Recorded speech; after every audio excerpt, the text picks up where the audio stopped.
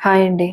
మనం ఒక్కొక్కసారి లైఫ్‌లో మన తప్పు లేకపోయినా, మనం కారణం కాకపోయినా, అవతల వాళ్ళని క్షమించాల్సిన అవసరం ఎదురవుతుంది. ఎట్లాగో చూద్దాం. ఒక ఊళ్ళో రమేష్, సురేష్ అని ఇద్దరు యువకులుండేవారు. చదువుకుంటూ వ్యవసాయం చేస్తుండేవారు. రమేష్ పొలంలో బంగారంలా పండేది. పొలమంతా చక్కగా కాపుకొచ్చేది. నీళ్లు గూడా బాగా వచ్చేవి. సురేష్ పొలం విరుద్ధంగా మొత్తం అసలు సరిగ్గా ఉండేది కాదు. ఎప్పుడూ ఏదో ఇబ్బంది, చీడ పట్టడం జరుగుతూ ఉండేవి. సరే రమేష్, సురేష్ కష్టం చూసి తన వంతు సాయం అందిస్తూ ఉండేవాడు. నీళ్లు కూడా అవసరమైనప్పుడల్లా తన మంచితనంతో ఎప్పుడు సాయం చేస్తూ ఉండేవాడు. అందరూ కూడా సురేష్ ముందు రమేష్‌ని పొగుడుతూ ఉండేవారు. ఇంకా చెప్పాలంటే రమేష్ వల్లనే నీ పొలం కూడా బాగుండేది అని అనేవాళ్ళు. ఇది సురేష్‌కి నచ్చేది కాదు.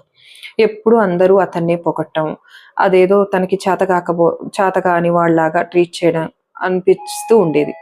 అయితే ఒకసారి ఈ సురేష్ వాళ్ళ ఇంట్లో ఫంక్షన్‌కి ఊరందరిని పిలిచాడు. రమేష్‌ని మాత్రం పిలవలేదు. చాలామంది సురేష్‌ని తప్పుపట్టారు. రోజు సాయం తీసుకుంటావు, నీళ్లడుగుతావు, పంట గూడా తీసుకుంటావు. నీ పంట బాగోలేదు అది ఇది అని చెప్పి సాయం తీసుకుంటావు. మాట వరుసకు కూడా రమేష్‌ని పిలవలేదు అది ఇది అని చెప్పి ఇతన్ని తప్పుపట్టారు. అయితే అనుకోకుండా ఈ మాట రమేష్‌కి తెలిసింది. రమేష్ ఏం మాట్లాడకుండా ఊరుకున్నాడు. ఒకసారి అనుకోకుండా రమేష్, సురేష్ దేవాలయానికి వెళ్తూ ఎదురుపడ్డారు. రమేష్ ముందు సురేష్ నిలవలేకపోగా తలదించుకుని వెళ్ళిపోయాడు. రమేష్ సురేష్‌ని చూసి నవ్వుకుంటూ పక్క నుంచి వెళ్ళిపోయాడు. అయితే ఇంటికెళ్ళాక వాళ్ళ నాన్న అడిగారు, "ఏరా నీకు బాధగా లేదా? సురేష్ నీకు చేసిన దానికి కోపం లేదా?" అంటే రమేష్ ఒక మాట అంటాడు. "నాన్న, నేనొకటే ఒక మాట చెప్తాను. I forgive. I forgive. నేనతన్ని వెళ్లి హగ్ చేసుకోలేను. అతనింటి ఫంక్షన్‌కి నన్నెందుకు పిలవలేదు అని గట్టిగా నిలదీయనూ లేను. I forgive. ఈ మాట నేను ప్రతిరోజు అనుకుంటాను. నా మనసు తేలిక పడుతుంది.